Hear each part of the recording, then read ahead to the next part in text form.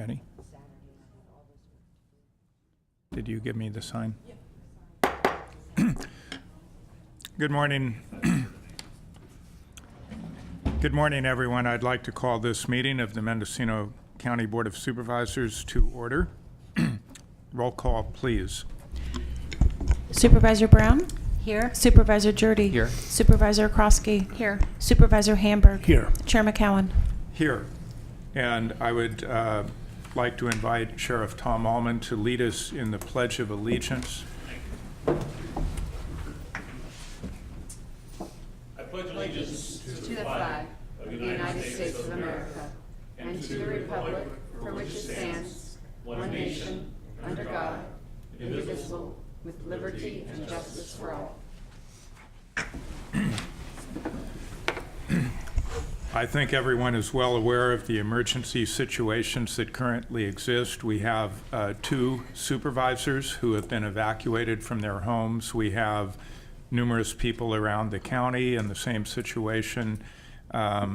We have county employees who are working 24/7 to provide emergency services, staffing shelters, the emergency incident center, and I would like to give Sheriff Allman an opportunity to provide an update to the board, and that will be followed by some additional information from John Sutton, the Assistant Chief of Region 3, the law enforcement branch of the State Office of Emergency Services. But first, Sheriff Allman. Thank you, Chair. Yesterday morning, as you know, a fire started in the Potter Valley, Redwood Valley area. Around 11, I declared a countywide disaster, which legally means that the Board of Supervisors today, within 24 hours of a sheriff declaring, can either agree or disagree that the declaration is necessary, and I would encourage you to support an emergency declaration. If you're interested countywide, and I don't want to take away all of John's information, but we're one of 10. We're one of 10 fire areas that have been declared a disaster by the governor. It's unprecedented, and I want to talk about unprecedented. I want to give a shout out to not just the first responders, but the county employees, because as you know, each county employee is a civil emergency worker, and we are having our emergency operations center staffed by employees from every department in this county, and I have not heard one employee complaining about the hours or the situation. They're there due to their new job. But as far as the statistics, over 20,000 acres have been burnt, 50 residences, 40 additional structures. We have 2, but it's fair to say 3 deaths at least. And we expect today that number is unfortunately going to increase. There will be another press release today at 4 o'clock. For Ukiah, but I do want to say that at 2 o'clock today, there will be a community informational meeting in Willits in front of the library. Willits has no phone communication. So the hardline phones, they can only call another 459 number. They can't call outside. Cell phone towers have been taken out by the fire. And so the only place where they can communicate, as far as I know, is at the Willits Library. They can get online. The Sheriff's Office has delivered a satellite phone to the Willits Police Department, and so we're able to stay in contact with their 911 center, and then the hospital has a satellite phone also. Our volunteer ham operators have been in touch. They're staffed 24/7. They're in touch with Redwood Coast in Fort Bragg and Howard Hospital regarding ambulance dispatches. As well as emergency supplies. Some emergency supplies have been transferred from one hospital to another because of the number of burn victims that we've had. This is a time that we as a county will come together, and this is where we'll shine. So I thank the board for supporting the efforts that our employees are making, and our hearts and prayers and my very sincere prayers are with not just the family members who have lost their structures, but the lives that have lost. And we do have one deputy sheriff who he and his wife lost everything. I haven't had a chance to see him yet. I'm hoping to see him today. The courthouse is open. I've been in touch with the presiding judge. The courthouses are open. Jury trials have been canceled for this week. And all other county agencies, as far as I know, are up and operating. The Sheriff's Office is going to be working with residents to hopefully, if they're a resident of an area that has been evacuated, if they're a genuine resident, not a looky-loo, someone who needs to get back in to see what they want to see, we will hopefully be working with CAL FIRE this afternoon to repopulate and at least escorting them in to see. and allowing the motions to take place and then escorting them out. So thank you, Board. Thank you, Sheriff. Sheriff, Mr. Sheriff Chair, Allman?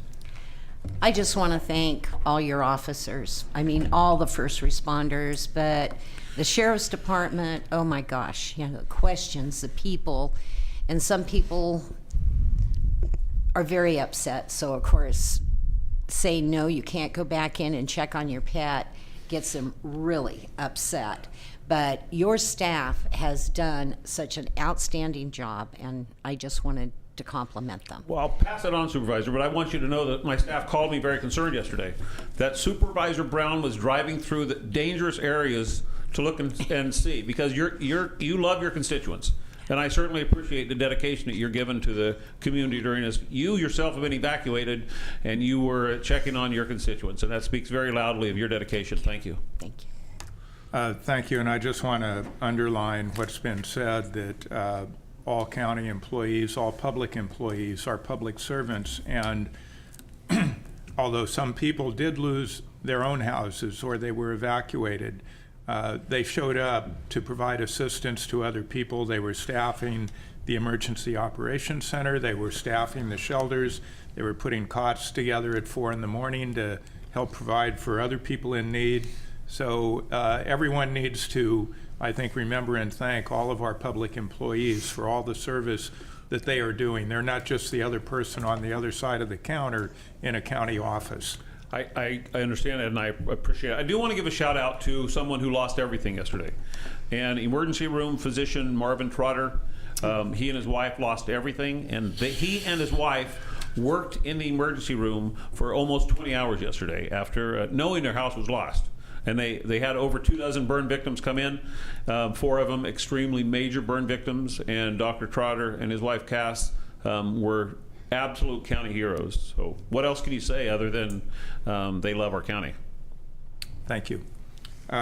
So again, Assistant Chief John Sutton with the State Office of Emergency Services, and thank you, sir, for being here. Good morning. I just want to let you know I'm here on behalf of the Sheriff's Office. We, with the Governor's Office of Emergency Services, Law Enforcement Branch, are here to support the Sheriff's Office for any type of law enforcement mutual aid they deem is necessary for this incident. If you have any questions for me, I'd be more than happy to ask them or answer them. Thank you for being here. All right. Thank you. Also, State Senator Mike McGuire was here this morning, and he gave a rundown of the state resources being devoted to this area, so we certainly appreciate all the help that we have been receiving. Supervisor Krosky. Thank you, Chair. And I just wanted to just add a little extra as far as the meeting in Willits at 2 o'clock in front of the library. Anyone who is listening or knows people in Willits, you know, any way you can get the word out. As you said, there's very little communication. You know, I think my first hearing about the evacuation in Pine Mountain where I live was through the checkers at Safeway. So I think, you know, just getting information out in any way possible in Willits, you know, whether that's flyers or at the gas station. I just want to throw that out there for anyone listening or watching or who has contacts there. And, Supervisor Brown. and you're so absolutely correct. There was concern about a group home with disabled people because of the lack of communication, families trying to find out if they're okay. So we got the messages going. Our CEO, Angelo, is making sure that, you know, all that information is going to be exchanged. But the lack of communication, my husband and I, nobody could get to us. We couldn't get out, and we had no communication. And that's the scary part, is when you can't communicate with your family and friends. I just was going to follow up and say, you know, I think that the two big fears in Willits are the communication and because that causes, you know, fear of the fire and fear of just the unknown, because there's just no idea of what's really going And on. road closures, So- and, you know, you just hear things. Right. So hopefully we can help clear up some of that information at the 2 o'clock meeting. Supervisor Hamburg. Yes, Chair McCowan and Board, I just want to specifically mention the CEO who had quite an arduous trip just getting back to the county and to the Emergency Operations Center. And Carmel, I know you were there pretty much all night. I even saw a Facebook picture of you with your little chihuahua. It's very cute. But I know you were working hard until the very late hours or the early hours of the morning. And also our county council was evacuated. And she had to go back in and save her horse. And fortunately, her house is still standing. But I look over there and I can tell she didn't get a lot of sleep. And thank you for being here. And I know you've been through a very arduous experience. Supervisor Jurdy. I just wanted to make sure that people were aware. I know the sheriff's office is aware that that there are some other areas north of Willits that are also out of communication. I know, for example, I was contacted directly from someone from the Leggett store, so I know that at least Leggett, maybe other areas also don't have 911 service. So, and that's their number one issue, is just wanting to be able to reach out if there's an emergency. Thank you. CEO Angelo, would you like to add your comments? Thank you, Chair McCowan. I just really would like to say that the response actually from the staff, and as Sheriff Allman said, but you start calling people at 1:30, 2 a.m., and staff is answering their phones, and there's no question when you say, the county is burning, we need the EOC open, we need people there, and boom, everyone was there. So we have had such a tremendous response from our staff and also from the community, all the volunteers, and the city of Ukiah, everyone. So it's been great. This is just the beginning. We're still in the response phase. We will soon be in the recovery phase. That will be a longer phase, and we will continue to need volunteers and resources during that phase, and this board will be apprised as we go. So thank you, Chair McCowan. Thank you. And so with that, we do have an item to be added to the agenda. It's item 8A, and this will require the Board of Supervisors to recognize that an emergency situation exists as declared by the sheriff, and making the appropriate findings to add this item to the agenda, and that will be by motion and vote. And if that passes, then the adoption of a resolution declaring a local emergency will be before the board. And I would go to County Council to confirm that sequence of procedural actions. Thank you, Chair McCowan. Yes, that's correct. Clearly, this is an emergency and an item that arose after the agenda was published. So you have described the correct action that needs to be taken. Thank you. So again, we would need a motion declaring that an emergency exists and making the appropriate findings to add this item to the agenda. Supervisor Brown. I'll move to make that determination that an emergency situation exists within Mendocino County, and you have 3 individuals that have been in the heart of it and evacuated along with everyone else in this room. So we do have an emergency. And making the appropriate findings to add it to the agenda. Correct, sir. Thank you. Motion? I'll second.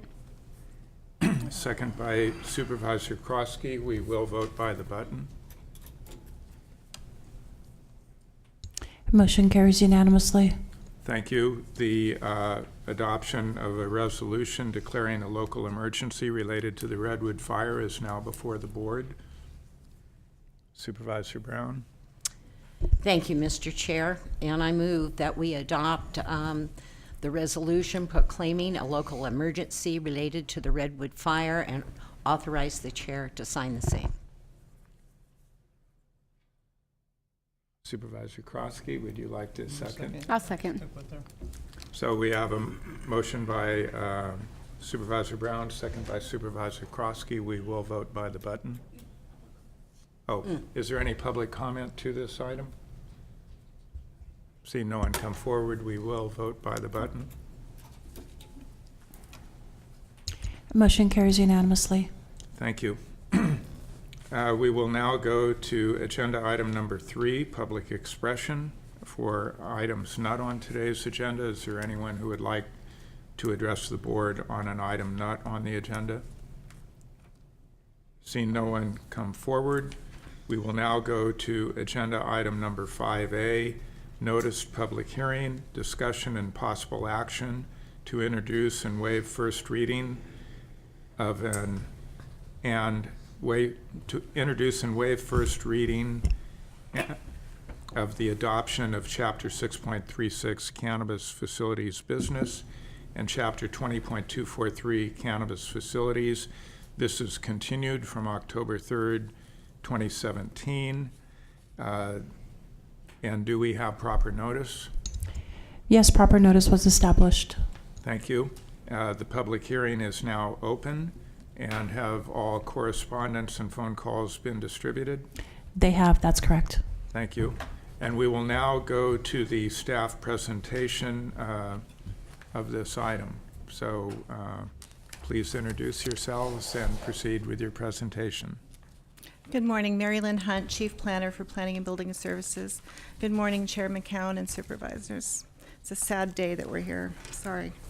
I'm going to keep this very brief. We have a memo to you that's dated October 10th that gives you an update of the changes that have been made to both Chapter 6.36 and also to Chapter 20.243. This is from board direction at our last meeting, which was held on October 3rd. We have, and I'm just going to touch on the Chapter 22.43. We've made several changes to the table, which is outlined on page 2 of the memo. We've also done a additional general plan consistency analysis update, and that is on page 3, finding that these changes are acceptable through our general plan. On page 4, we have the administrative permit review. We've added, we felt that it was important to add some findings for administrative permits for facilities, so we've added those in. And that is something that staff has done, and I hope that the board will be accepting of this. We do have some additional changes down on the bottom of page 4, modifying some of the sections of the code, and this was done when staff was going through and just kind of reviewing everything. And with that, we would request recommendation of approval of this, but I'm also going to, I think, are you going to speak to Chapter? Okay, I'm going to let Deputy County Counsel Matt Kurdowski speak to Chapter 6.36. Good morning, Deputy County Counsel Matthew Kudrowski. We've made some clarifying changes to Chapter 6.36 that are outlined in the memorandum. And if there's any questions on those particular aspects, please let me know. In response to board direction, what I will speak to is the new section 6.36.150. This is creating a temporary permit program, and we've tried to outline what we think we can deal with as a kind of precursor to someone actually applying for a use permit. We outline what people need to be submitting to the tax collector. This would be the fees as well as a completed application for the use permit or admin permit that would be required to continue with, or actually get the full permitting for that business. And then there's certain things that planning and others have to go through as part of that application submittal. We need to be reviewing at a minimum a zoning clearance to make sure that this is in the right zone that is being discussed about, either in the inland zone or the coastal zone. We need to review deeming the application for these permit complete. We are currently restricting what we're talking about to permits that look as if they will be exempt from CEQA. That's going to be a determination that planning and building can make based on a completed application. There are certain projects that are exempt. I can't speak to detail as to how wide-ranging those will be. That being said, I think we're very limited and constrained by what we can approve on a temporary basis for things that otherwise normally would.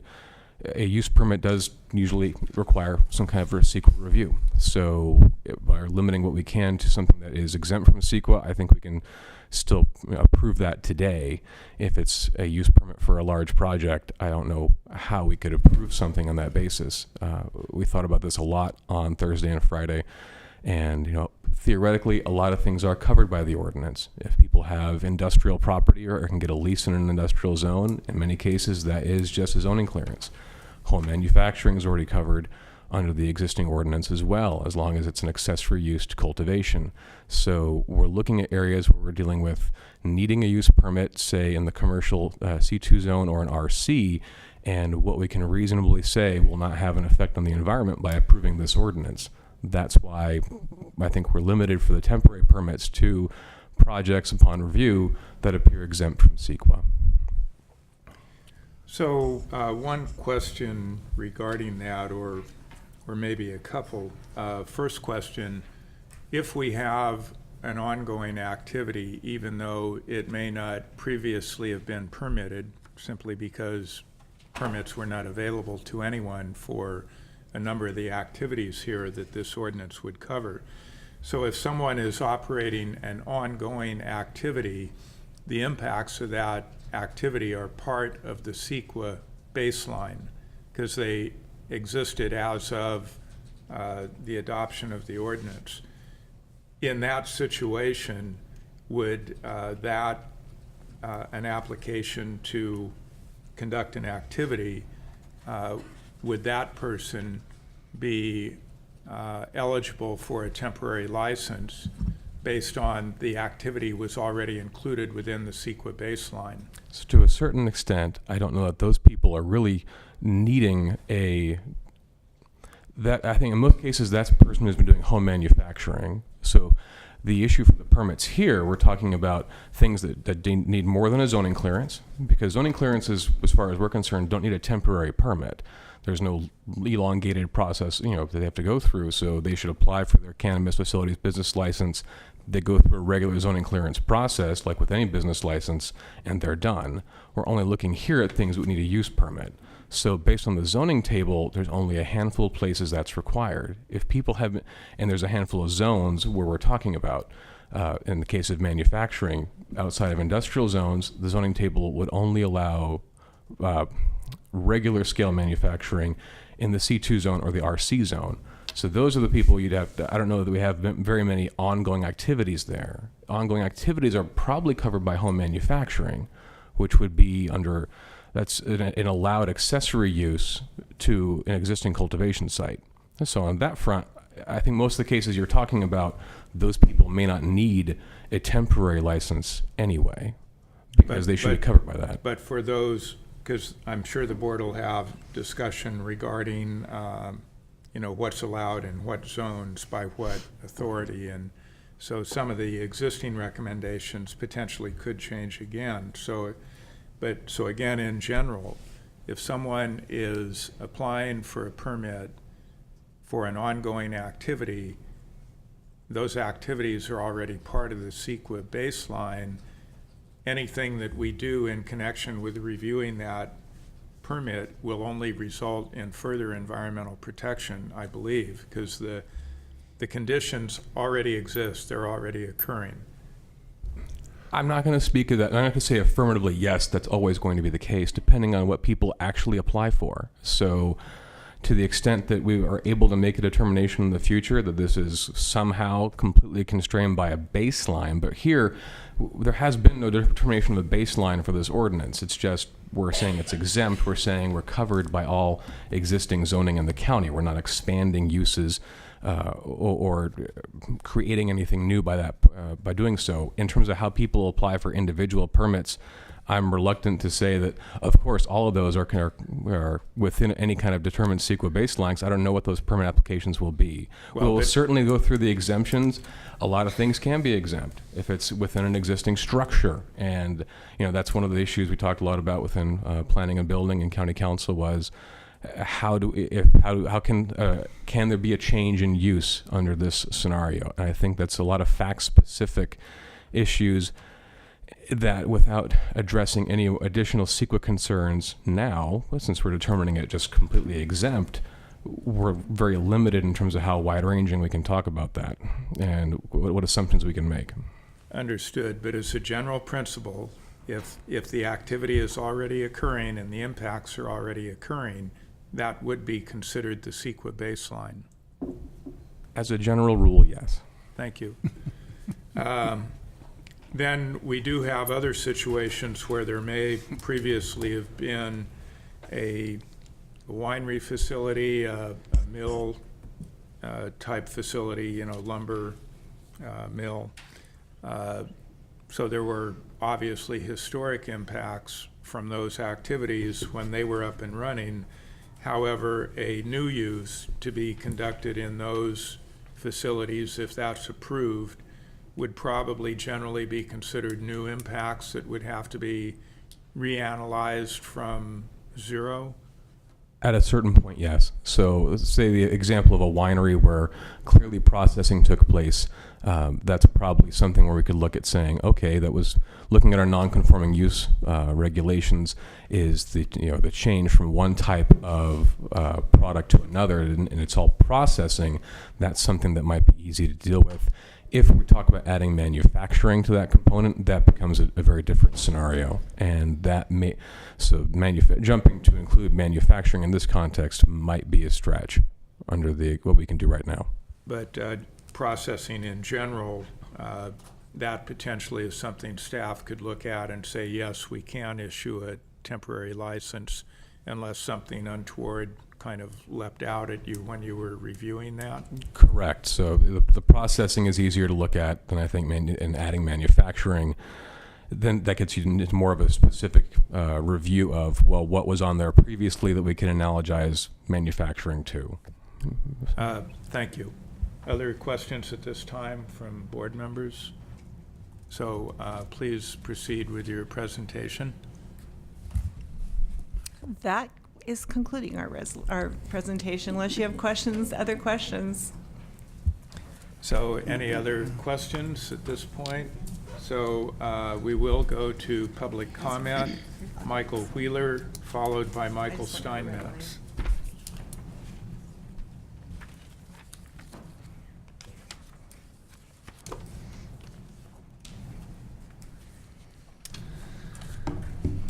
Good morning, supervisors and members of the county staff.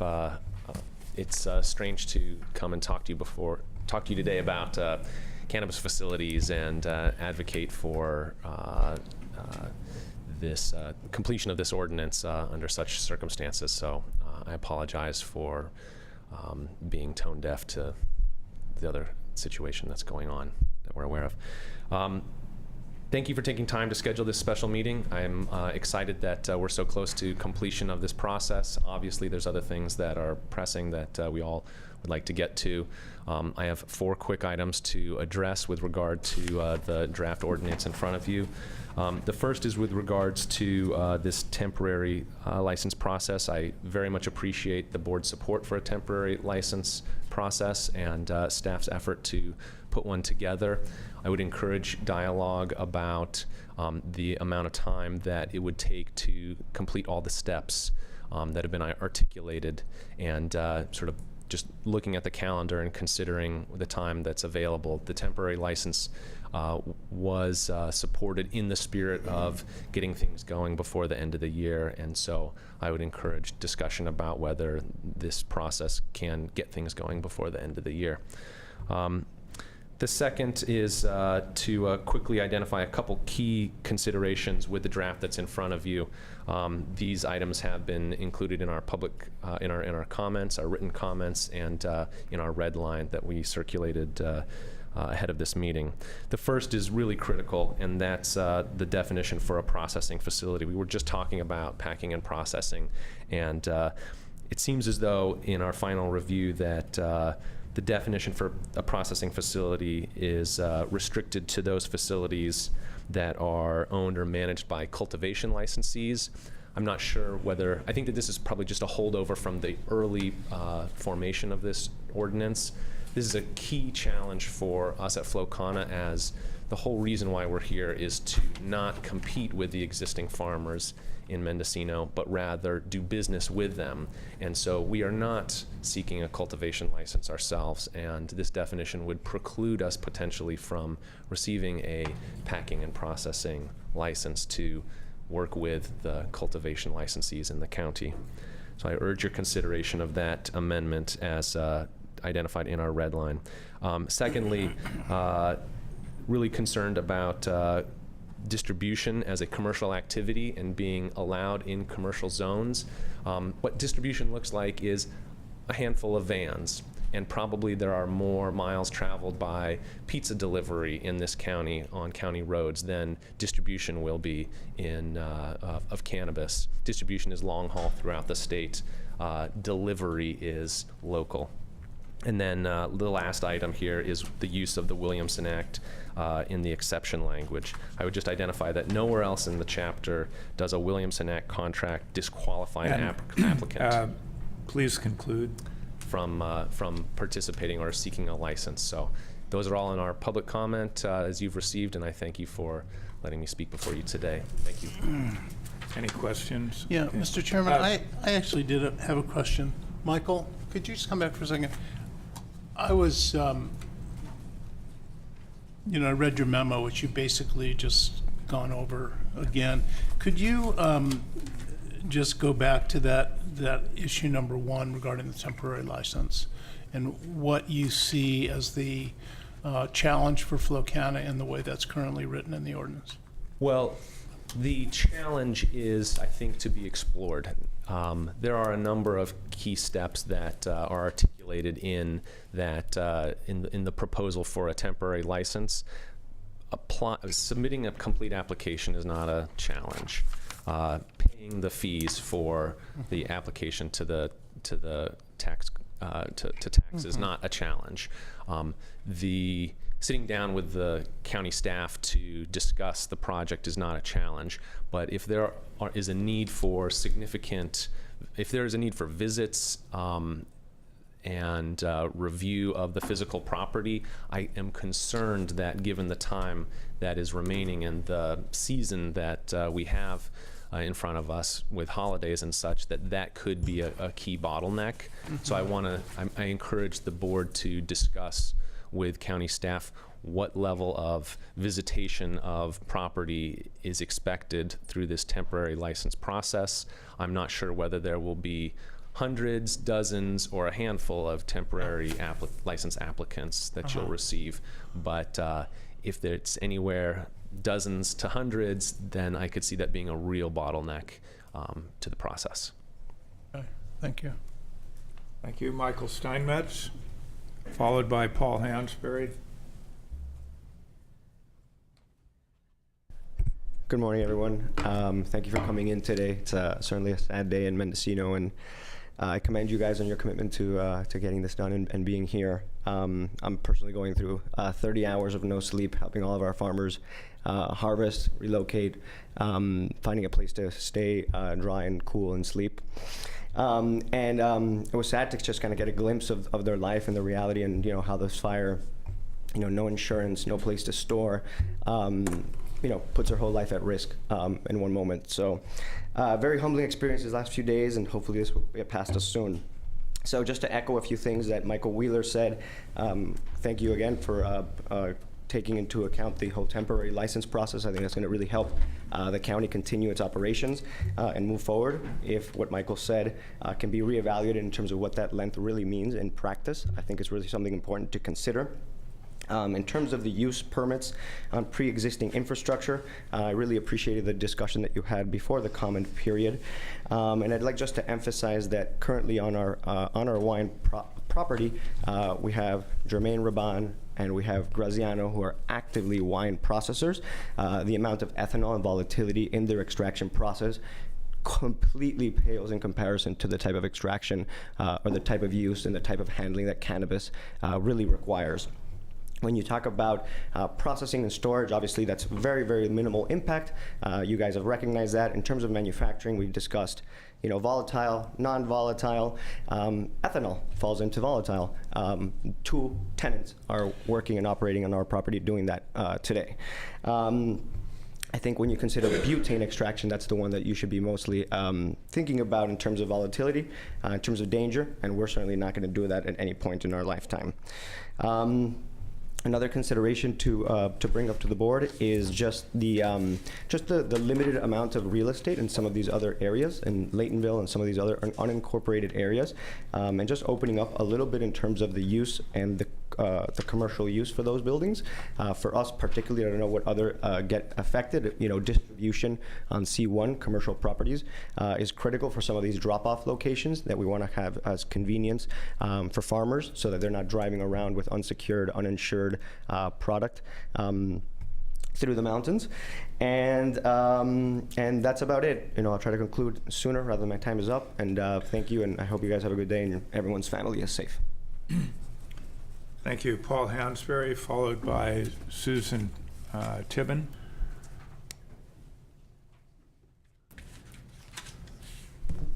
Good morning, Paul Hansberry. It's funny how something that's been so important for so long can seem insignificant. But we're here, and the timeliness of it, it's important. It's an emergency meeting, and it's important for the lives moving forward. But thank you for being here. I wanted to see, I haven't had a chance to review the revised document. Internet access was down. But I wanted to see if we could readdress the edibles for home manufacturing. I don't understand why it's not there, but it isn't. I want to talk about micro businesses at 10,000 square feet, according to the state statute. According to their CEQA document, it's less than significant impact. I don't know if that can be carried over to the county's CEQA document, if it's mentioned there. I wanted to find out if the Class K would be allowed for home businesses, and if a micro business would require a use or as a cottage industry, or would it be allowed under a home occupation. I wonder if the cultivation of the micro businesses would be tiered to cultivation types, 25, 5, and 10,000. I'm wondering about incidental use, if it's required for a septic for a handicap bathroom, if there's an incidental use, a much smaller and probably more affordable septic system. I'd like to wonder about tax minimums. Like you have a flat rate for the taxes at 2.5%, but then you've got minimums, at least that. In my case, it would have been 50%. That's pretty much all the things that I have to talk about, but especially I was curious about the CEQA documents, because it seems to be leading a lot of the discussion about if it will violate the CEQA documents. Can you carry over the state CEQA documents and their findings to allow for the less than significant impact of a micro business at 10,000 square feet of cultivation? Oh, one more thing. The cultivation, the micro businesses should be allowed, since it's tied to cultivation, at any place cultivation is allowed. So I would hope that that's included in the ordinance. Thank you. Thank you. Susan Tibbin, followed by Julia Dakin.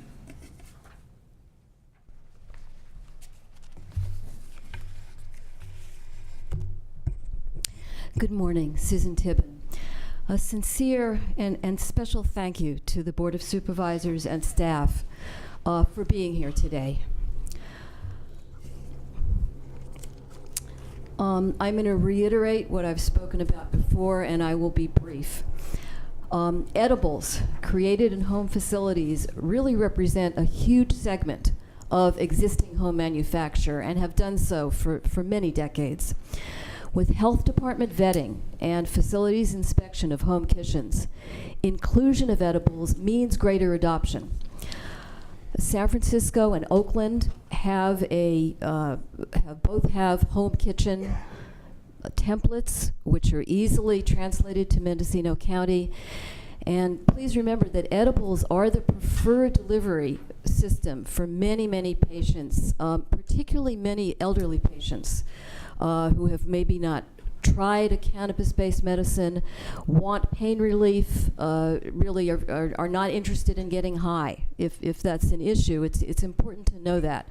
That has been our experience working with patients over the last decade.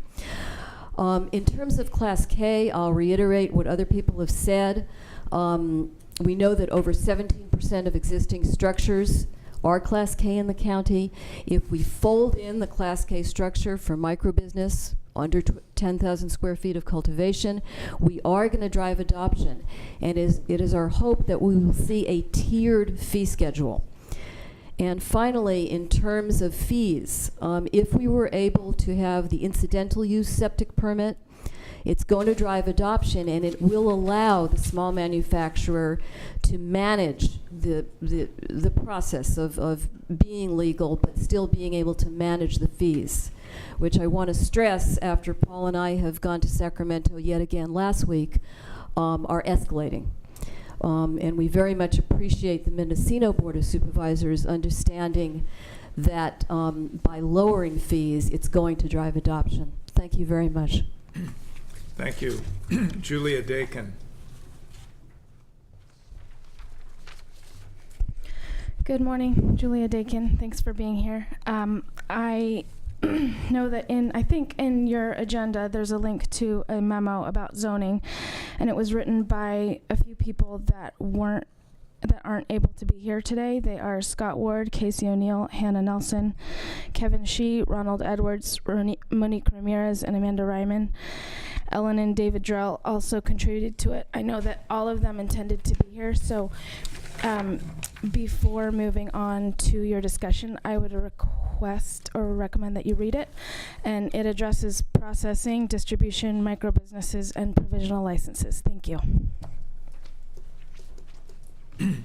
Thank you. Is there any other public comment to this item? Seeing no one come forward, it's back before the board. And does staff have any comments based on public comment or any additional remarks?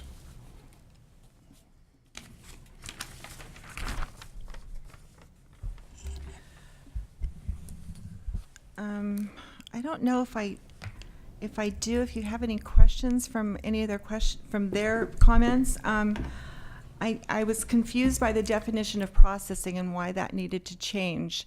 As far as what Mr. Wheeler said, that was a little confusing for me. So did not understand that they would not be considered a processor.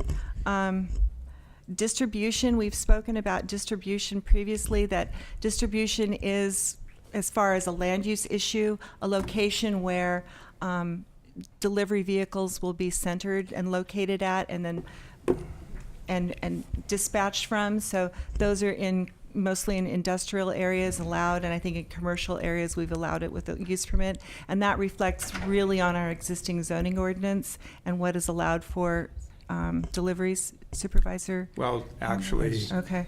You know, I think a number of us have questions, and Okay. I also want to get back to the first point, and we will ask the member of the public to clarify that.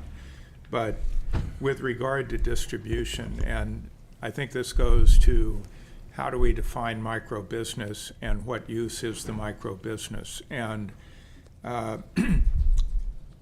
what I've heard, and you know, I think it goes to what was the intent of micro business. So to me, I'm willing to agree that if someone is eligible for a micro business based on they are a cultivator and they are utilizing the products that they cultivated in the location where they're legally allowed to cultivate it, then cultivation would be the primary use, and other aspects of the micro business would be subordinate to that by definition. And that could include distribution in the sense that they are allowed to distribute the products that they are producing under a micro business license. So I think that's one thing I've clearly heard from the public that I agree with, and if the board's willing to go there, I'm wondering what staff's reaction to that is. So we would define someone who applies for a micro business license as a cultivator.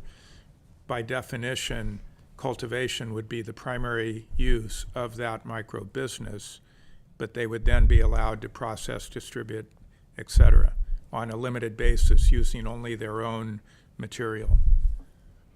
So Mary Lynn Hunt, Chief Planner, I agree with that. I just want to be concerned that if someone just wanted to have a distribution business standalone, that it occur within these industrial areas because they would have multiple delivery vehicles. I agree that if you have a cultivation site, processing, as we know, is an allowed use for on-site cultivation, on-site processing. And if you distribute from your site just your product, then I think, yes, I agree with you. It could be considered a micro business. When you get into the discussion regarding processing as far as bringing your neighbor's product over to your site, then that we get into the use permit, or I can't remember if it's a use permit or administrative permit, then just distribution tag on to that. I know that we need to have more discussion about micro businesses because the state is still up in the air about that. And I in our last meeting we discussed about maybe not having, we know we need to come back to you after probably this is adopted with more information on micro businesses to upgrade it. We do have an opportunity to make some changes today, however, I believe. First reading. Supervisor Hamburg. I think Supervisor Supervisor was Kroski. first. Thank you, Chairman. I agree. I think it was discussed last time that distribution goes along with the micro business, that cultivators are going to be able to take their own products, and that's very separate from what we're discussing as far as distribution here. And then I think as far as the processing facility, the concern is just the line that says by or under the control of one or more licensed cultivators. Correct. Right. So, I mean, that's what we're looking at possibly removing so that the person doesn't have to be a cultivator in order to have a processing facility, correct? Okay. Staff agrees. Okay. So you do agree that excuse me, Mr. Please. You do agree that those lines could come out, the ones that seem to require that someone be a cultivator in order to be engaged in processing? Well, I think we need to have a better definition of micro business to define, Okay, but I'm not even talking about micro business. Okay, This is just in reference to Mr. Wheeler's comment about the requirement. It seems to be a requirement that someone be a licensed cultivator in order to have a processing facility. Oh, correct, right. Okay, so you would agree with Yes, that change? yes. Okay. Could staff work on some revised language for that? And I think going with that, I don't think we necessarily want to prevent a cultivator, or maybe we do, but if you are a cultivator, you shouldn't automatically be excluded from also being a processor. Right. Although you're saying, well, let's see, you process processing your own currently, we're allowing processing in quite a few locations, many of which cultivation, or all of which cultivation is allowed. So if someone is in a zone where they're allowed to be a cultivator and they're also allowed to be a processor, there shouldn't be a prohibition on both those activities occurring on the same property. There's not. In Chapter 10, it speaks to if you're a cultivator, you can process on your site. That's part of Chapter 10. So this speaks specifically to processing almost as a standalone. And so we need to take that out, that you don't have to process, or excuse me, you don't have to cultivate in these zonings that are existing for just processing, which is the RC, the Ag, Rangeland, Forest Land, C2, I1, I2, and PI.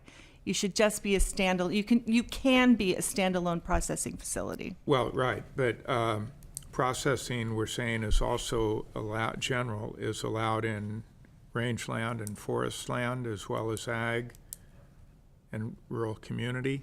And part of that's because if I'm in, I'll use, Bell Springs, and I have a processing facility, I process for myself, but there's a group of neighbors that want to also process. It gives them one facility. They can all come to that site and process in their neighborhood. Well, understood, but the person in control of the property, if they had the appropriate permit, could also be a cultivator. Yes. Yes. But I'm not sure the current language makes that clear. So which language are you looking Well, at? I don't, Do you have a, I, you're I'm not able to okay. put my finger on Okay, it now okay. because of the last, 36 hours, but Supervisor Krosky? Thank you, Chair. I don't think there's anything in there that says it cannot happen. I mean, there's nothing in there that says you can't have those side by side. So I guess in my mind, I think that's enough as long as we just take out the, by or under the control of. What page are you on? It's page 11 on the clean, just the definition of processing facility that we discussed already. I mean, either take that out completely. And then again, I think there's nothing saying you can't be a cultivator and have a processing facility. Right. So I don't know that we need to specifically state you can have both. Yeah, so we would just strike that last clause of the definition. And then is the rest of the ordinance then? Are we talking a definition of processing facility? Yes. That's what we're on right now, where it says at a location separate from the cultivation site. And we've just been discussing how a cultivator could have a processing facility if they're in the appropriate zone. And board members, do you agree with that change to the definition of processing facility? I just want to say, I thought the words that were coming out were by or under the control of one or more licensed cultivators Well, at I a think location. we're in a different section of the ordinance when, I thought we were talking about processing facility means. We are. well, okay, someone will have to tell me what the change is. Does staff have that? Deputy County Counsel Matthew Kudrowski, I believe what we're looking at is the change that Supervisor Hamburg was discussing. So it's the definition of processing facility, and I think it's pretty easy to remove the clause by or under the control. And then add that the location would be by or under the control of. So we eliminate the by or under the control of one or more licensed cultivators. That's causing the confusion. And I'm not sure if part of the reason that was there was to refer that the cannabis had to have been done by a licensed cultivator as much as the facility. I might still leave in the last portion of that definition because that's kind of what's linking the separate processing facility beyond whatever you're doing on your own, part of your own cultivation operation. But the idea that you're taking in someone else's cannabis from a different site and bringing it in. Understood. That last clause might still make some sense in that regard. Okay, so could you please, and maybe we need to have, before we actually vote, any changes we agree on, we might ask to have them printed up and distributed. Board members, does that make sense rather than? Mr. Chairman, just one other tiny little thing there. It would also involve removing the or. Well, again, I would like to either see it in writing or have it clearly described before we get there. Do you understand that, Matt? That it would also involve removing or. From the and or Yeah. from? Graded, trimmed, and packaged. I think the Well, we don't and know ors. what all processes may occur, so I think you want to leave the flexibility. That would be my recommendation. Okay. Supervisor Jurdy. So I'd like to see it in writing, but I guess I'm not clear why we wouldn't just end the sentence after the word trimmed.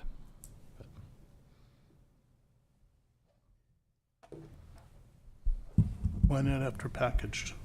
Or, yeah, packaged, that would.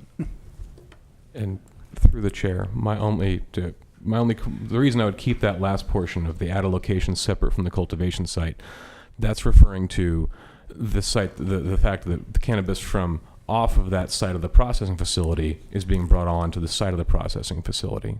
So that's just making it clear that a processing facility, as we're talking about it, isn't necessarily what you're doing on your own, related to your own cultivation site on your property, but it's a processing facility where cannabis is being grown and harvested at a different location and brought onto that the location of the cannabis processing facility. But I think a location separate is open to interpretation. Well, and it's for Supervisor Krotzke, but I'm just wondering because we may be creating some language that's confusing to people, because processing is allowed for the cultivator's site. Maybe it should be renamed, where it says processing facility, maybe it should say central processing facility, or somehow distinguishing it from an on-site processing for on-site cultivation. Or processing facility, comma, general, or general processing facility, or does that provide further confusion?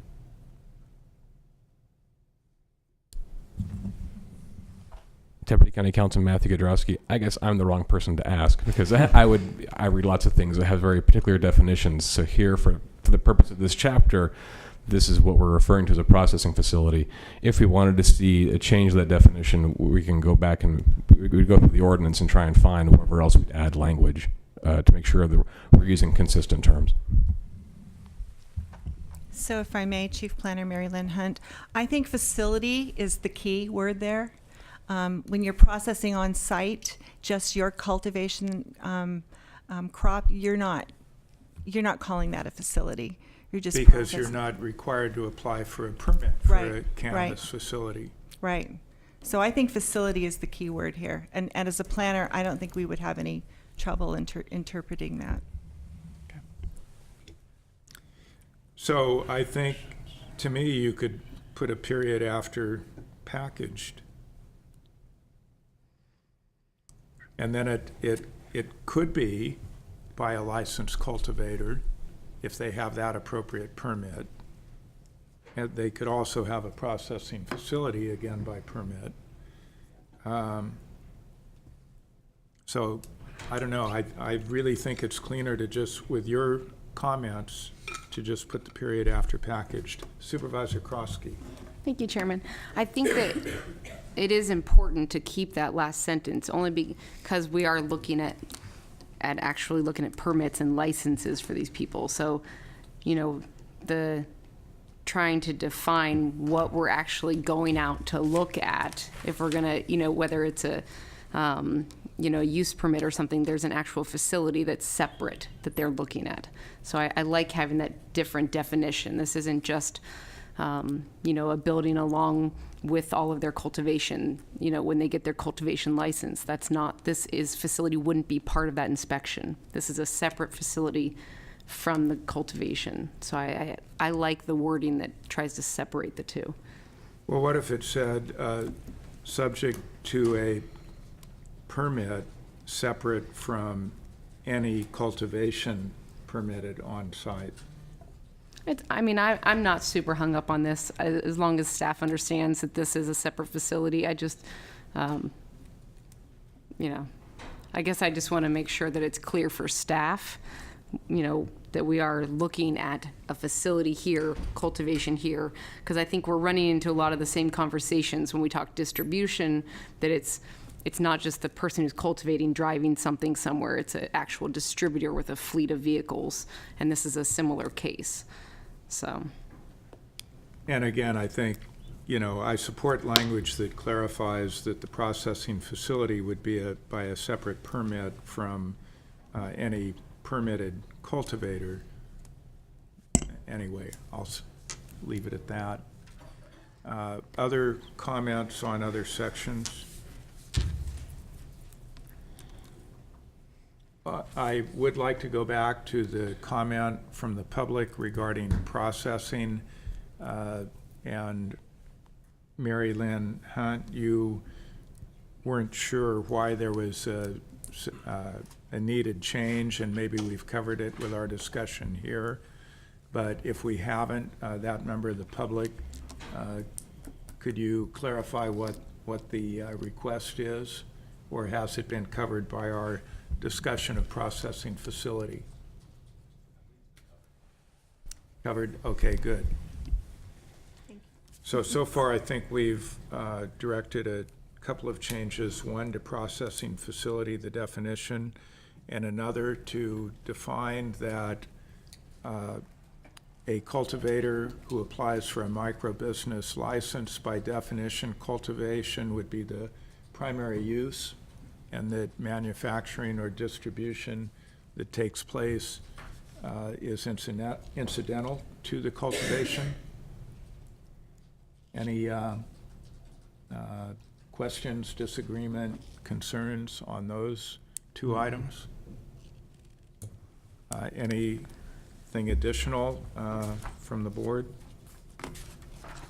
Mr. Chairman, I was hoping that we could take a look at the memo that came in from Mr. Ward, because I think he had several suggestions that are worth considering.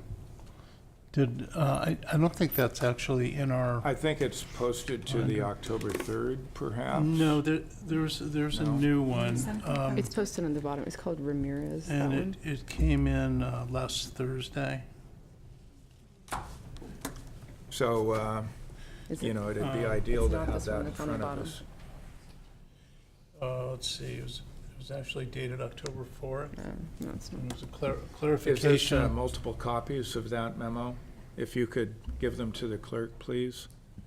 No, I'm talking about a memo that came from Mr. Ward. That's not it? Okay. It was not, do you have that, Carla? Okay. I just thought he had some very good suggestions that So maybe could you it's a good maybe, time. while we are getting that printed, right? I will try. Carla? Yeah, so maybe you could begin summarizing some of those points while we're waiting for the hard copy. Okay. Well, one of the areas he comments about is that our proposed ordinance states that no edible cannabis products are permitted in cannabis manufacturing. And he states that Trey Strickland, who was... Is Trey here? Right there. He's right. Oh, hey, Trey, you moved. That Trey had made it clear that his department did not regulate edible cannabis and that it was not under his jurisdiction. And we just So there- confirm for the record that is an accurate statement. Right. Is that an accurate Environmental statement? health does not regulate edible products per se. So what Mr. Ward was suggesting... Well, I want I'm sorry. to... I'm sorry. I'm going to get him on record. Yeah, Trey Strickland, Environmental Health. Per se, that's correct.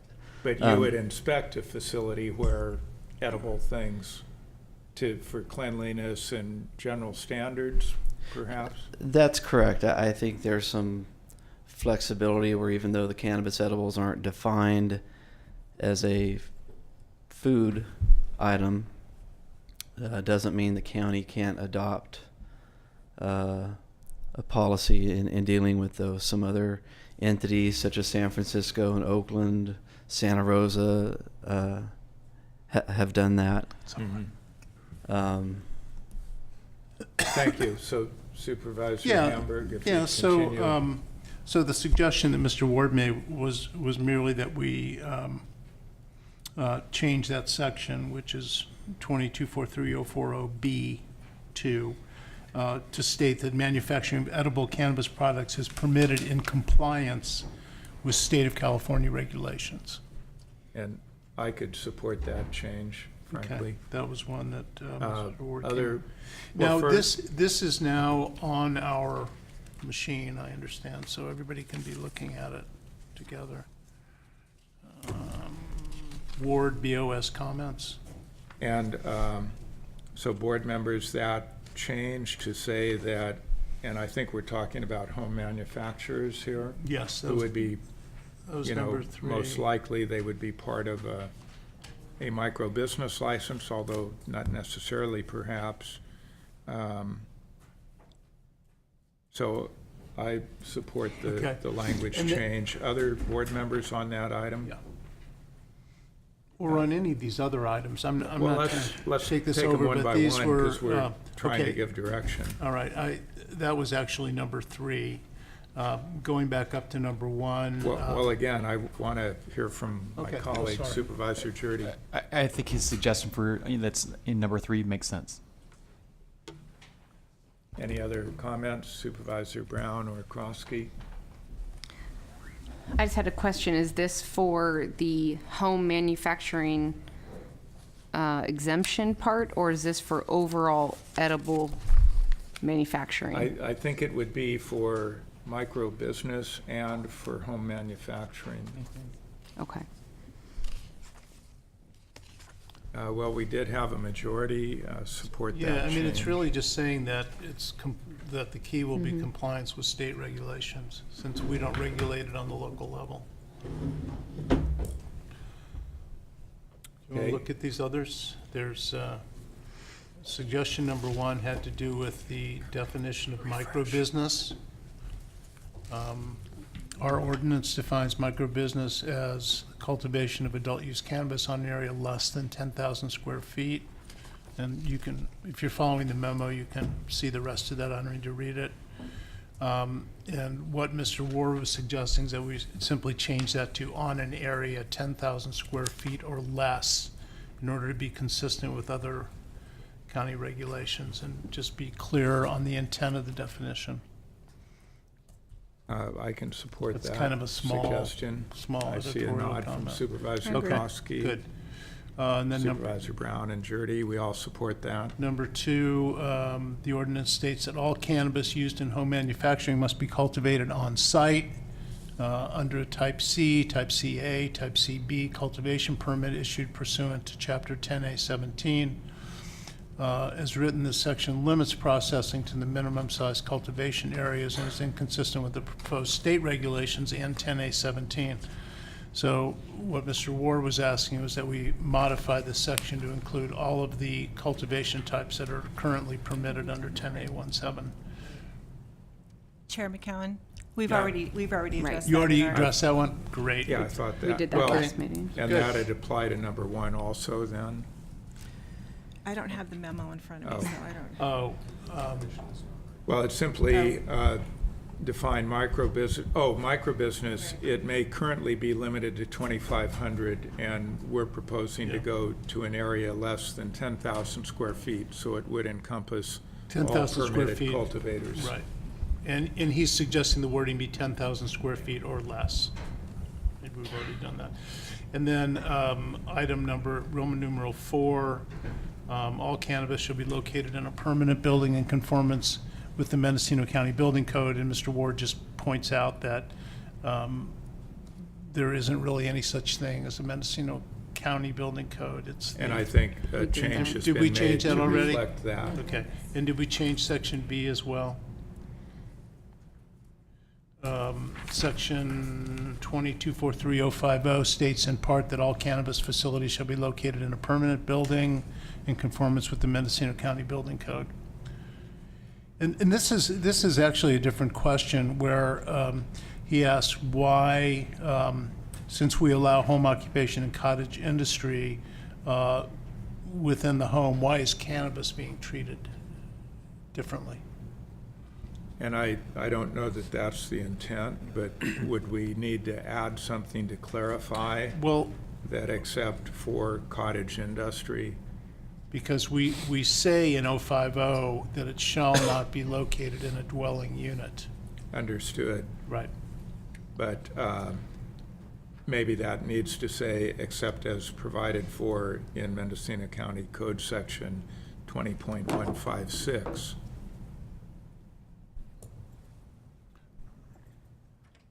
Because I don't think the intention was to treat the cannabis-related home occupation differently than other home occupations, provided they otherwise qualify under that section.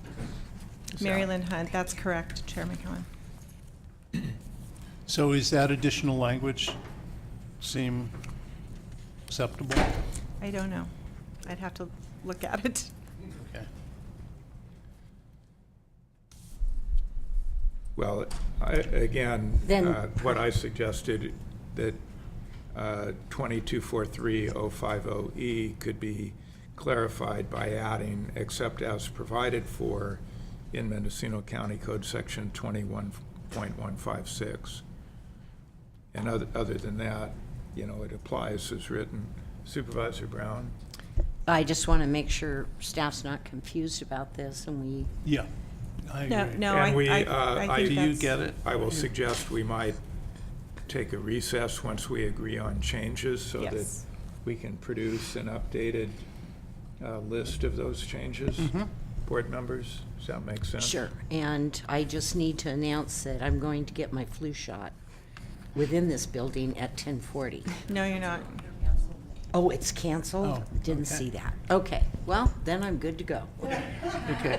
And then Mr. Ward also addresses the prohibition of cargo containers, which are specifically named in 050 currently. And he says the prohibition of cargo containers makes no sense as contrary to current building department policy of allowing cargo containers to be converted to different uses. That storage with plans, different uses with plans prepared by an architect or engineer and a building permit. So I think those items are being addressed under the working groups, and these are more building-related questions. Okay, they're not part of our CFC. facilities. Right. Okay. Well, except, it does have the reference. So I guess this goes back to the definition of a cannabis facility, but if we have a micro business, that is not a cannabis facility, but it would be allowed to do, home occupation type activity, including manufacturing. So the prohibitory language in 2243050F would not apply to a micro business that qualified as a home occupation. Is that accurate? Yeah, I'd rather, we talk about micro business, which, that could be, that's just not home occupation, so I'm leery to use that language. Correct, but a micro business that did qualify as a home occupation would not have the prohibition of using their dwelling. Correct. Okay, thank you. But I think we do need to add language to clarify some of these points. Yeah, Supervisor Hamburg? No, I agree with you. I think we do need to add language. And board members, was there general agreement for that concept? Supervisor Jurdy or Brown? Kosky? So we all agree on that point. I think that about covers the ward concerns. Well, he had a .6 also. Oh, okay. The table 1 does not clearly identify that it is for facilities where the cannabis is not grown on site. And comment from staff? I think staff, we've already addressed that by adding some additional language at the bottom of the table. Okay, good. Perfect. So we've gone over a number of changes, a couple referenced earlier, and then the ones covered in Mr. Ward's memo. Anything additional?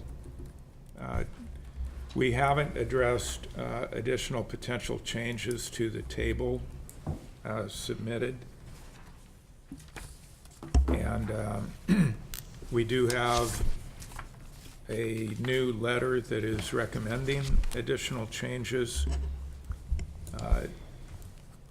So maybe while staff is preparing the amendments that we've discussed so far, we can do our own review of these tables, and when we come back, see if there's anything additional that we wish to change.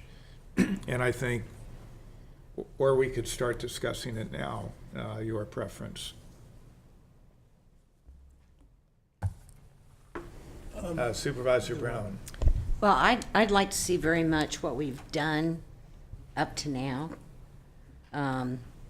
So staff can go over that, have something prepared for us so we don't get confused and get into a whole other discussion and then come to that next. I think that makes perfect sense. So, and I want to give staff plenty of time to make the discussed changes and kind of review them internally. So would 20 minutes be sufficient or a little longer? What are your thoughts? 20's fine. 20? 20.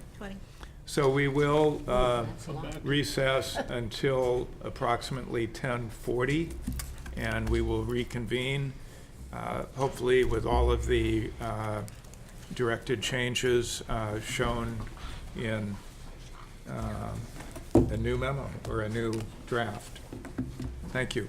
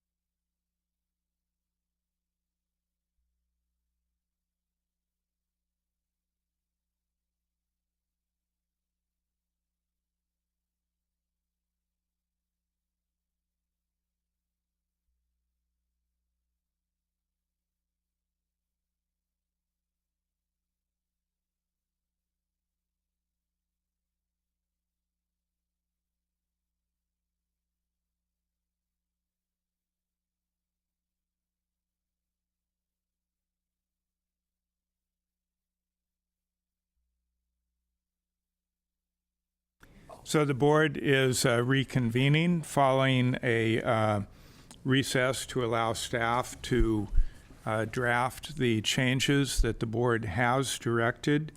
And I believe staff is prepared to go through those changes, and I think we're going to be able to display them on the screen.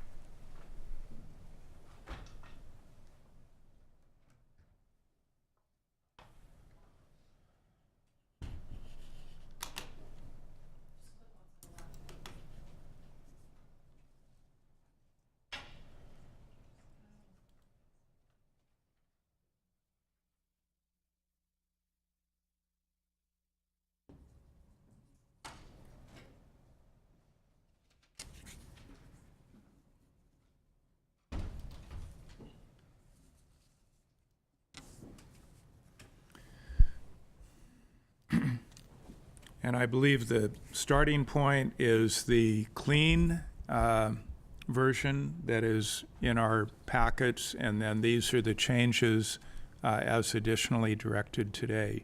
Deputy County Counsel Kudrowski. Deputy County Counsel Matthew Kudrowski. That's correct. This is a red line based off of the clean version from today's packet. I'm going to scroll through from the top.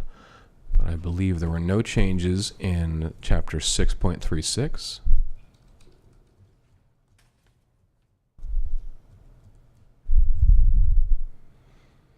The first changes are in the definition section, which is of 20.243, Section 030.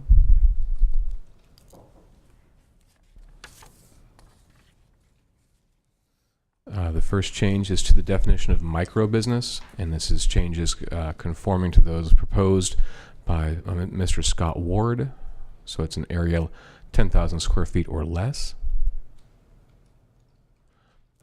Processing facility has been changed to remove a clause, so we were removing the phrase by or under the control of one or more licensed cultivators, and then leaving in at the moment at a location separate from the cultivation site where the cannabis was grown or harvested. And I believe based on our previous discussion, it's understood that the processing facility could be on the same property as a cultivation site, but would be separately permitted. If that processing facility is bringing cannabis from off-site, then yes, that would be a separate processing permit for that. Otherwise, if it's all cultivation from on-site, there's no need for a permit. Correct. And it's understood that the operator of this processing facility, there could be a cannabis cultivation permit on that same parcel. Correct. Okay, thank you.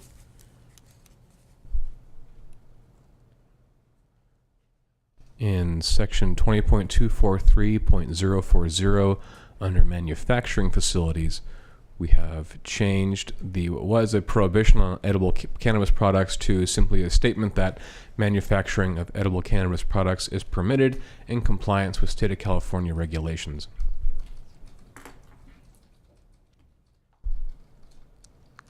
In the micro-business section, we have also added that same phrase in a new paragraph 5. Pardon me.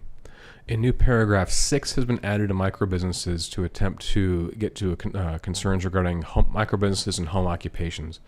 So the zoning table that's in Table 1 of Section 20.243060, that's focused on micro-businesses as a separate use type from anything else. This clause is saying, notwithstanding that section and that table, a micro-business that qualifies as a home occupation pursuant to Chapter 20.156 may be allowed in any zoning district, provided there is a cultivation site permitted pursuant to Chapter 10A.17. The goal of this being is to say We're not going to be limiting based on zoning where a micro business goes, so long as it's a home occupation and there's cultivation occurring on site with a separate cultivation permit. I think in talking with Mary Lynn Hunt from Planning and Building, we're happy to continue to look at micro businesses, see how the state regulations end up shaping for those, see how better we can integrate those in the future. But for the moment, this is our attempt to try and bring together where we're at with micro businesses and home occupations.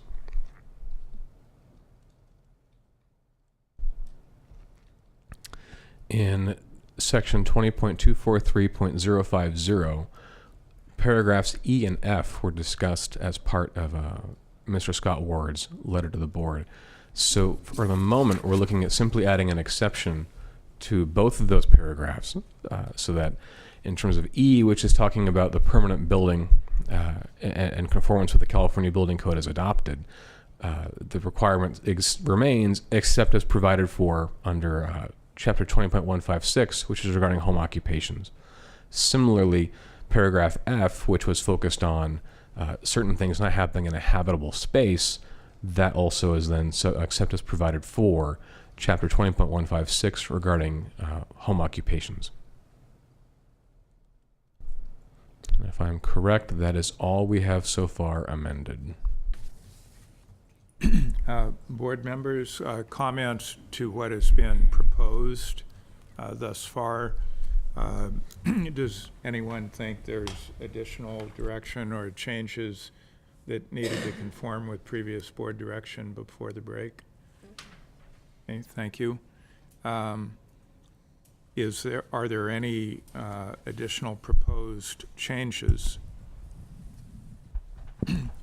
Supervisor Hamburg, and again, before we get to the table.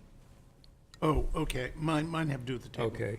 So I would like to propose one more change that the board discussed on October 3rd, and we were at one point unanimous in being willing to direct the change, and then staff raised the concern additional study would be in order.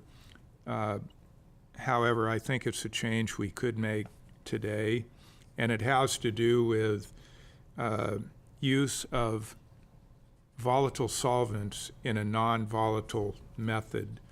And when we get to looking at what's allowed in previous zones by existing businesses, there are myriad businesses that have large quantities of volatile substances on their premises, and yet they're allowed, but they're not necessarily doing something volatile with them. So manufacturing, level 1, on page 11 of I'm working off the red line in our staff report, but maybe we could go to the manufacturing level 1 definition in 243. So I would propose to add at the end of that the language we had discussed on October 3rd, or volatile solvents using a non-volatile method. And this does recognize an existing practice that a lot of people are engaged in as a necessary part of processing slash manufacturing. So, I would support expanding this definition to include volatile solvents using a non-volatile method. Board members, any? Supervisor Jurdy?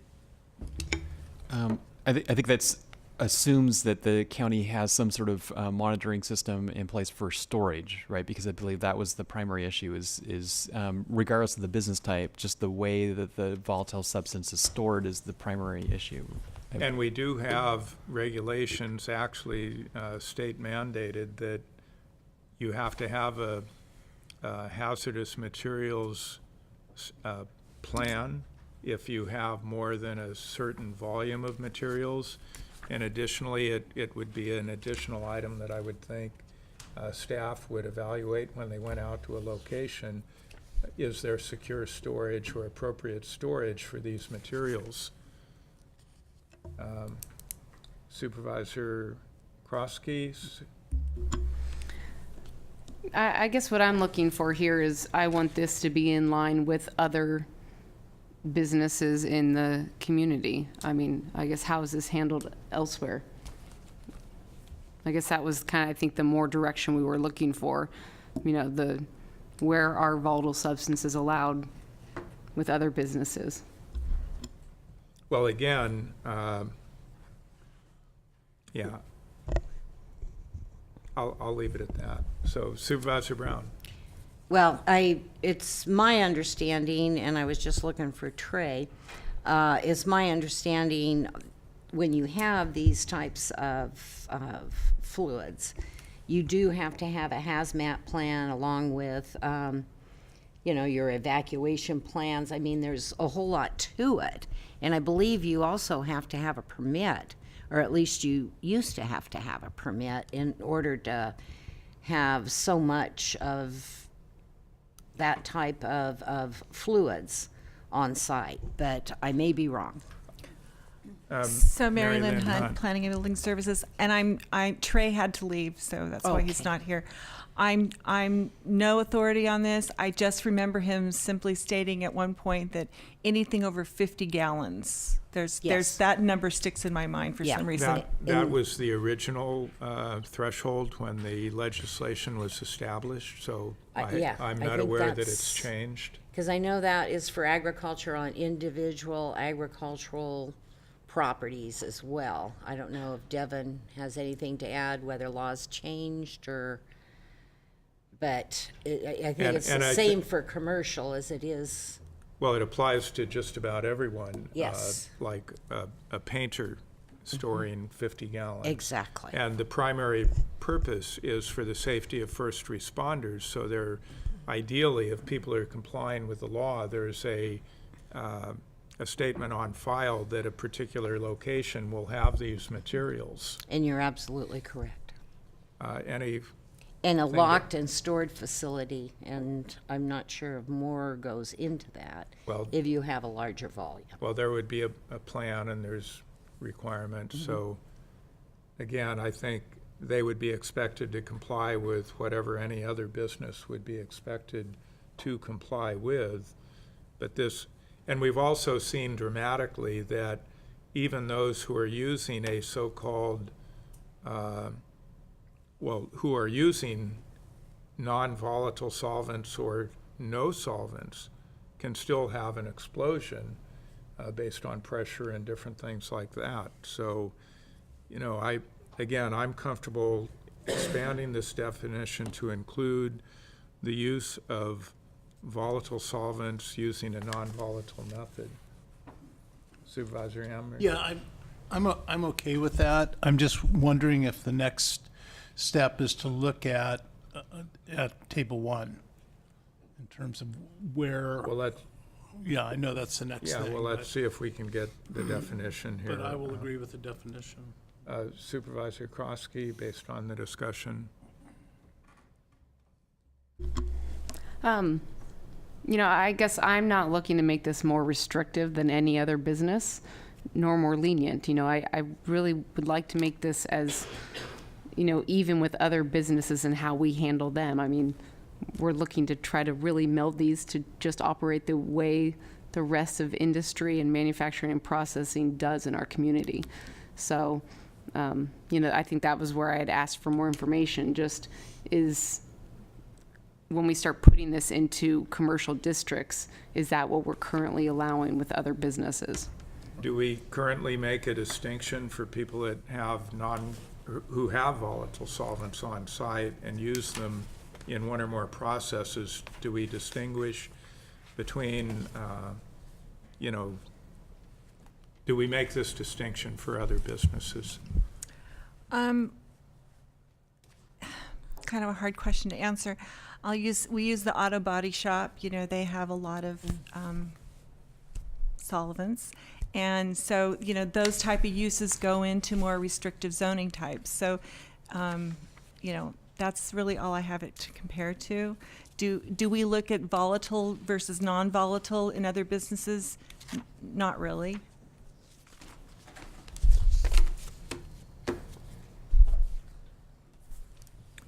Supervisor Jurdy?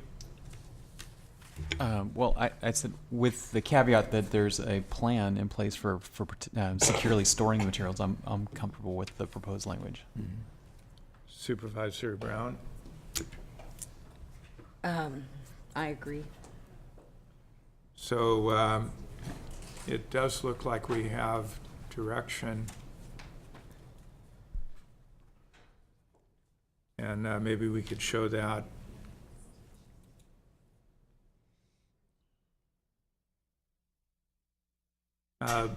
Additional comments by staff at this time to that proposal?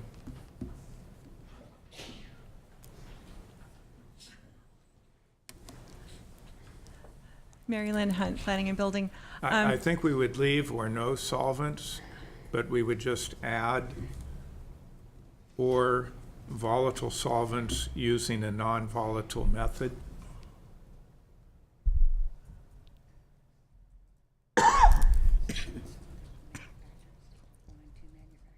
Yeah, you gotta have it, I think. I'm just.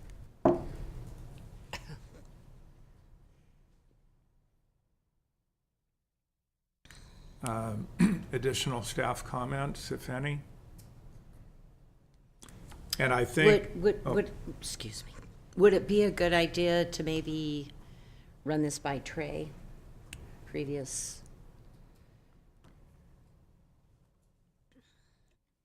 Well, I don't know what Trey's opinion would be. I think last week he may have stated that he felt additional study was required. I do believe that the previous environmental health director, Dave Jensen, had become comfortable with the use of volatile solvents using a non-volatile method. And I actually remember that pretty clearly. Okay. It was only a suggestion, sir. So I think the key thing is, are there appropriate, protocols in place in terms of what does their plan of operation say? Do they have their hazardous materials plan in place? Are they compliant? Mr. Chairman, Supervisor did we get an answer to Supervisor Brown's question regarding the, or maybe Supervisor Krosky, just the whole issue of whether we're treating cannabis similarly to the way we treat other businesses that are using these kind of solvents? I mean, we seem to differentiate. We have level 1 and level 2, and it seems to be based on whether they're using volatile or non-volatile. And now we've kind of created this hybrid. But is this something, I thought I heard you say that we don't do this with other businesses. So we don't make that distinction, but if you're using volatile solvents, you might be driven into a more restrictive zone, such as industrial. And is that, so that's the case? That is, these definitions come from the state. These are the state license types. So I think Supervisor or Chair McCowan is correct. Okay. Sure. Now, you have a Supervisor Krosky. Thanks. I just had a question. You said, so the definitions that we're now modifying were definitions that came from the state. No, I'm talking about the table, the license types that are on our table. Those are from the state. Those are the types of licenses that people will be applying to at the state level for. So therefore, making this change in the definition would tend to lock in the allowable zones for manufacturing level 1 as well as level 2. Was that a fair statement? Or would argue in favor of not liberalizing the zones? Is that a fair statement, or? I don't know if it's fair. I'm trying to process this. Well, right now, we're saying that whether it's level 1 or level 2, it would only be allowed in rural community or C2 or industrial zones. Correct. For level correct. 1. Industrial would require a zoning clearance. I think that would still be appropriate. C2 would require a use permit. RC, currently the table says AP. It had been a major use permit. Actually, I think that as I read it, I think that we do still have the different license types. I think that's good. I'm comfortable with that. You're okay with that? Now, making that change, and I don't want to take the time to do it today, but I believe direction would be that if an additional definition needed to be modified based on this, I think we could include in the motion direction to staff to make other necessary modifications to the ordinance consistent with this change in definition. Because I know that staff highlighted for me that the phrase non-volatile comes up quite frequently, and it does come up in relation to, I believe, some of the other definitions. Through the chair, Deputy County Counsel Matthew Godrowski. So thinking about this in the context of SB 94, I went back to my red line of that.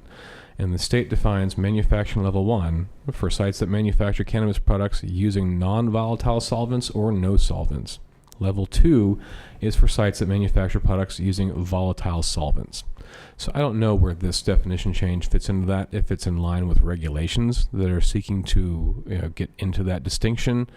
It's something we can try and come back to in the future. If we want to go, we can always seek to do things now, but it's also something that if we want to see what the regulations do, make anything more specific, we can see what those state. But I just wanted to make sure the board at least knows that as those are worded, those are using wording out of state law, and I'm actually still working on reviewing that. State law doesn't apply until January 1st. Supervisor Krosky. Oh, I didn't mean to have that up. Oh. Supervisor Jurdy. Well, I heard what Matt said, and it's not clear to me that this is actually contradicting state law. I mean, I think the state law is less specific than what we're proposing here, and so I'm actually fairly confident that this would be found to be consistent with state law. Well, and in fact, the state is in the same position we are. Their ordinances are constantly evolving and will evolve further in the coming months. So I'm comfortable staying with this change. So we have at least a majority that supports that. And then again, the additional direction that other changes would be made consistent with this revision. Are you speaking to changes for this ordinance that we're looking at today? Correct. I think we need to make them now. I think because it's the first reading, yeah. Well, I am aware of that'd be the ideal. I'm also aware of instances where the board has given direction to make a conceptual change based on clear direction. So as you review other definitions or other language, if it's in conflict with this very clear direction, then the appropriate change would be made.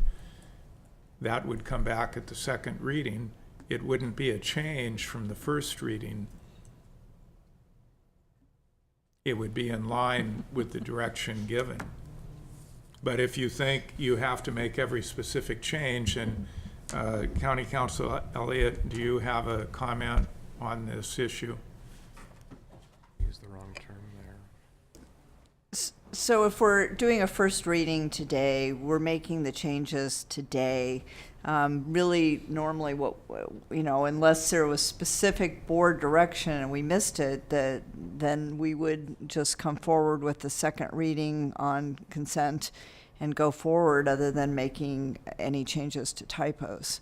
We're giving specific direction, and it would be that if there is a conflict elsewhere in the ordinance, it would be modified to conform to this direction. Is that acceptable? And that's to you, County Council. May I ask a question, please?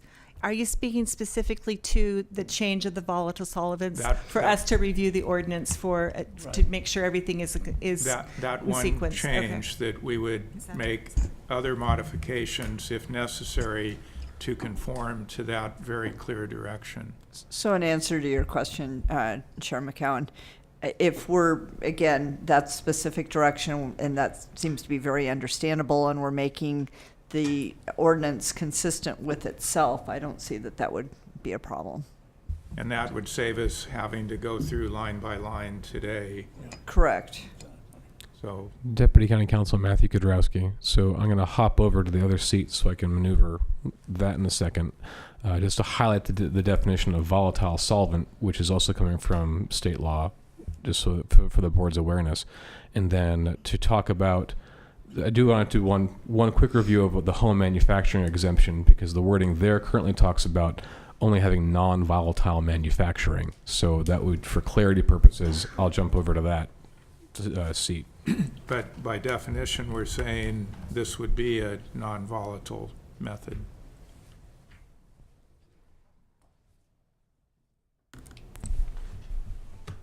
So just to scroll down, again, these are the state definitions for manufacturing, and the state also had a definition of, or has a definition of volatile solvent, and at least as a SB 94, I haven't seen if this is dealt with in AB 133. It's just the statement that volatile solvent is anything that is or produces a flammable gas or vapor that, when present in the air in sufficient quantities, will create explosive or ignitable mixtures. I can't speak as what we're not changing that definition, and we don't need to. And I'm not suggesting changing the definition. What I wanted to say is whether the fact that the state law is talking about the vapor being present in the air in sufficient quantities, I don't know if their intent was to be prescriptive in terms of we want to handle anything with volatile solvents differently than those that are not using them at all. That's just as a highlight. The board has given their direction. I wanted to make sure I'd walked through what I was reviewing on my screen. So separately, in manufacturing, I don't know. The board direction, I think, is fairly clear, but I wanted to clear this one. I would want to clarify more specifically that here then, in the home manufacturing exception, with this statement of non-volatile manufacturing, I presume would be more limited to manufacturing level 1, and so as not to create any different kind of manufacturing Correct. Allowance. Okay. In my opinion. Other board members?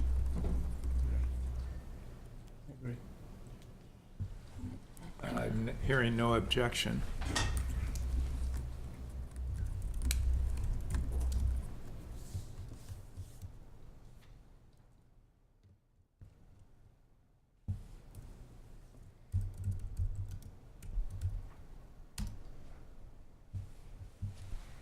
Well, again, I think we've established that we can give direction to make the changes consistent with the revised definition of manufacturing level 1. And I understand that. That was when I wanted to try and make sure, because it was more explicit. Honestly, I'm not sure how many other places the ordinance gets that specific. Okay.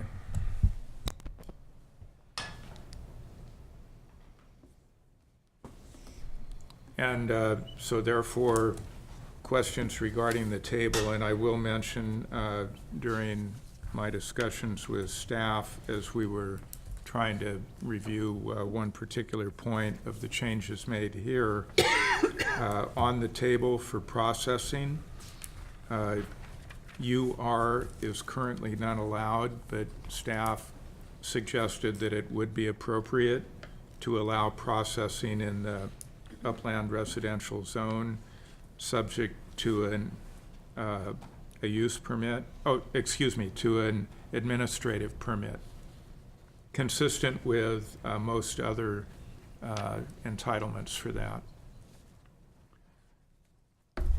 So maybe for UR, if we could, processing, if we could put an AP in the contrasting language or contrasting color.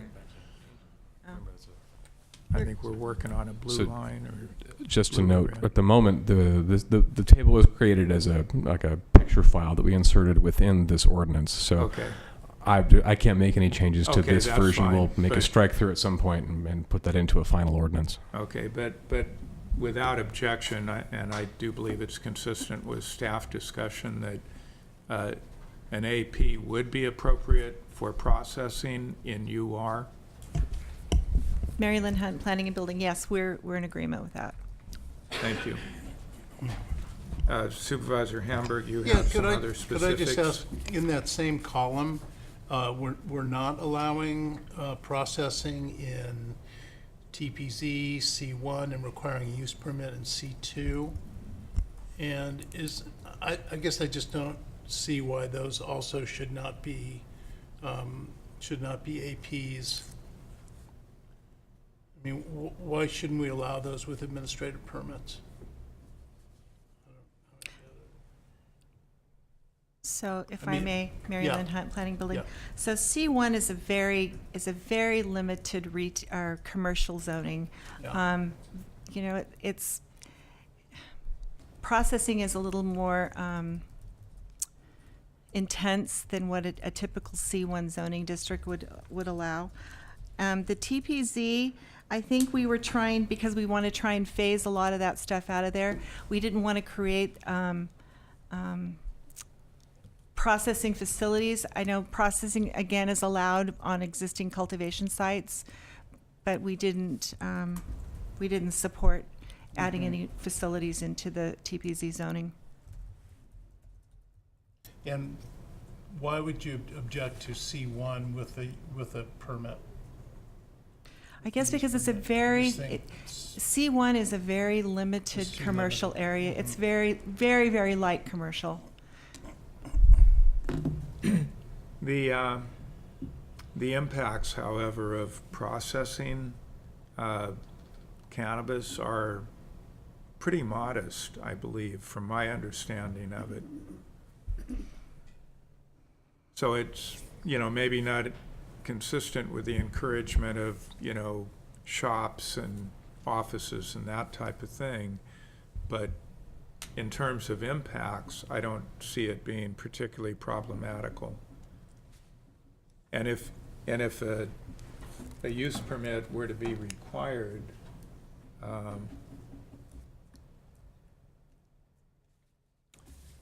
Well, it seems to me that's a lot of protection if you require a use permit. And you notify the neighbors and you have conditions and, so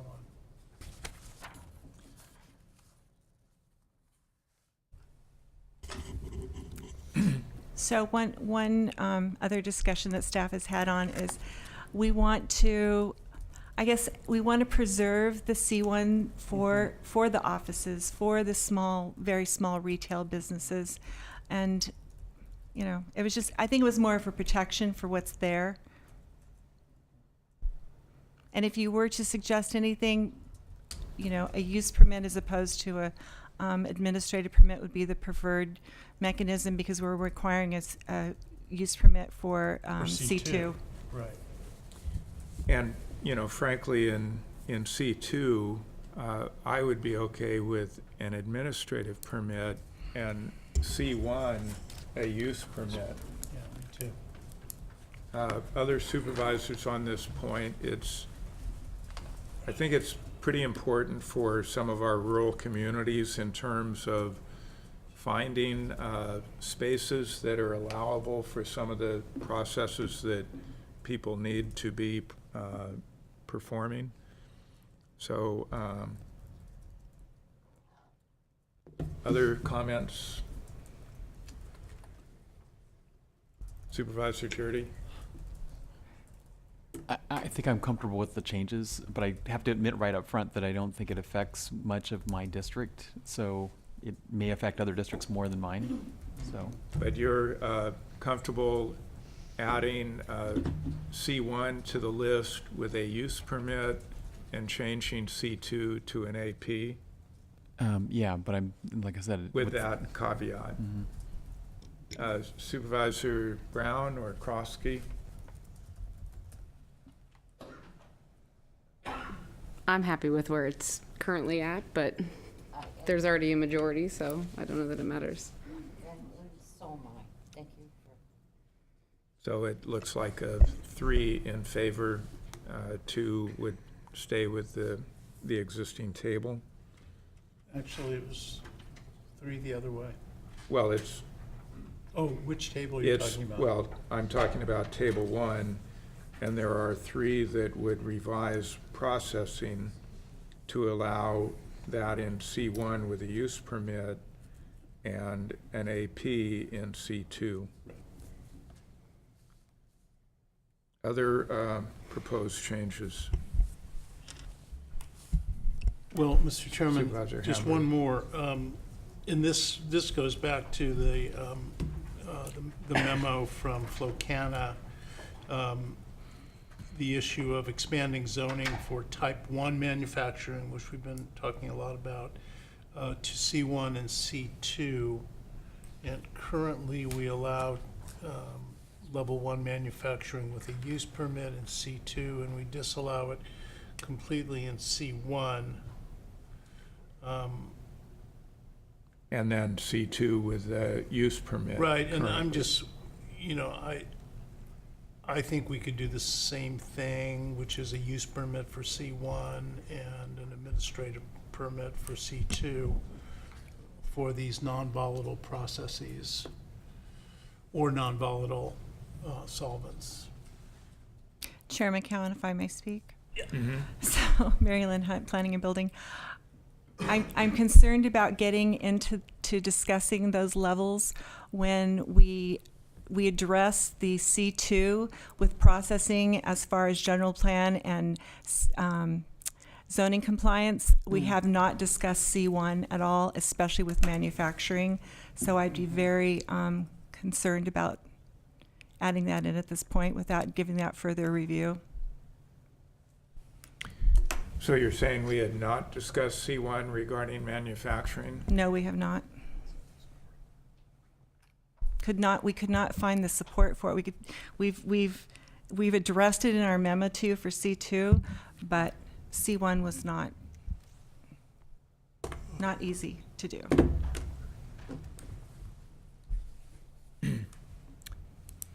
That said, I might be willing to go with the same changes or certainly to allow C1 with a use permit.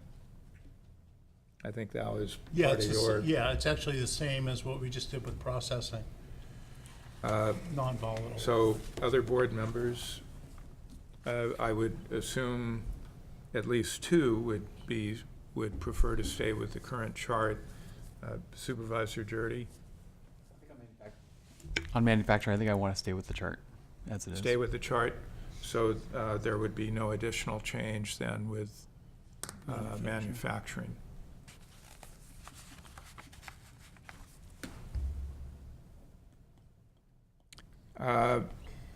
Unless there are any other recommendations. So I believe we have made 3 changes to the chart. UR would be for processing only, UR would be an AP, C1 would be a use permit, and C2 an administrative permit. So we now have before us the full list of changes that are proposed. And I believe we're ready for a motion.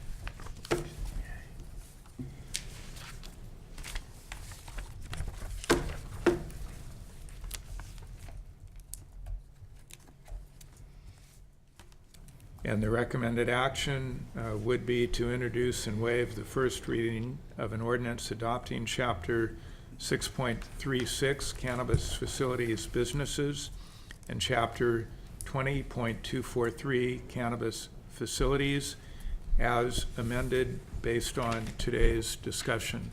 So moved, Mr. Chair. I'll second the motion. Motion by Supervisor Brown, second by Supervisor Jurdy. Any further discussion? We will vote by the button. Motion carries unanimously. Thank you. Thank you, board members. And I believe that brings us to adjournment. And I want to say once again, thank you to all of the first responders, all of the public employees who are helping deal with this emergency, and all the private citizens. Other organizations are doing what they can to contribute. Just a very short list: Ukiah Unified School District, Willits Unified School District, the Elks Lodge, Coyote Valley Tribe. They've all been making their facilities available to assist. So thank you all. We are adjourned.